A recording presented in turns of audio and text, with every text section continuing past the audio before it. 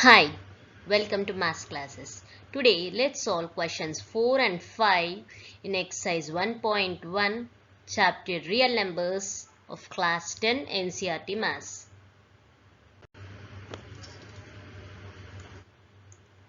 Given that HCF of 306 and 657 is equal to 9, you should find the LCM of the same numbers. How can you do that? We know one fact. What do we know? We know that LCM into HCF. For any given number, LCM into HCF is product of the numbers. If there are two numbers, their product will also be equal to, which will always be equal to LCM and HCF of the numbers. Here the numbers given are 306 and 657. So product of the given numbers 306 into 657 will always be equal to LCM and HCF.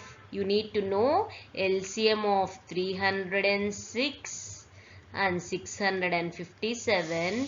It is not given. Let us assume LCM of 306 and 57 as L, and you already know HCF of 306 and 657 is 9. So L into 9 is equal to 306 into 657. We need to find LCM, that is L. So L is equal to 306 into 657. 9 is as product on left side. When it comes to right side, it will become denominator. So how will you do this? 9 ones are 9 sevens are 63, 9 threes are 27. So 306 into 73. Let's do this. 3 6 are 18. 3 zeros are 0, you have 1, 3 threes are 9, 9 6 are 54, 9 zeros is 0, 5 you have, sorry, it is multiplication with 7, so 7 6 are 42, 7 zeros are 0, 4, 7 threes are 21, 8, 3, 9 plus 4 is 13, 3.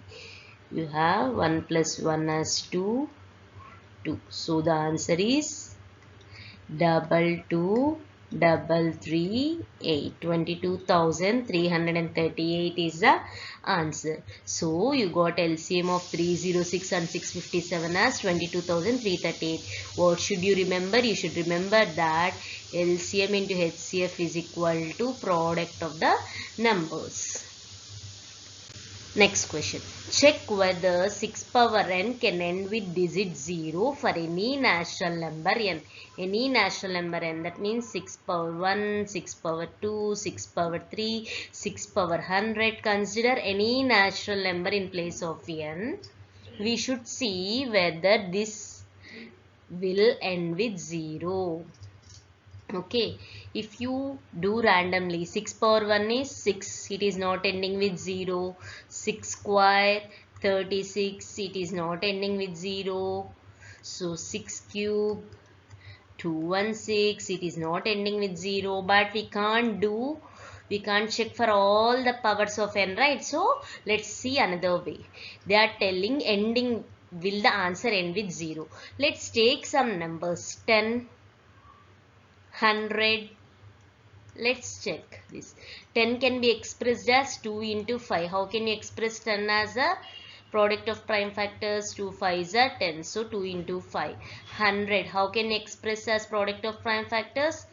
5 20s are 5 4s are 2 2s are. So 5 square into 2 square. So if you see this, if you take any number which ends with 10, 10 which ends with 0, 10 is ending with 0.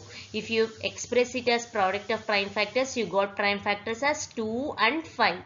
100, this number also, if you express it as prime factors, you got 5 square and 2 square. So you have prime factors 2 and 5 here also. Take another number 500. This how can you express it as 5 into 100? 5 into 100 nothing but 5 into 100 you already known as 5 square into 2 square. That means what did you get? 5 cube into 2 square. So what do you observe here also? If the number is ending with 0, the prime factors are 5 and 2. So if number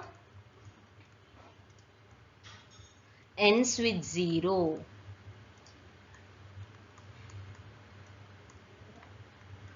prime factors should be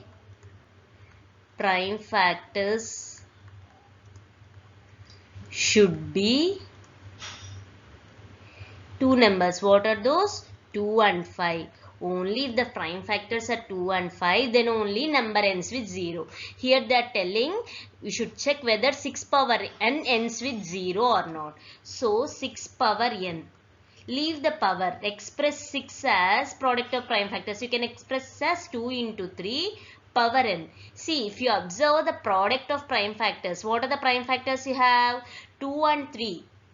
You have prime factors 2 and 3.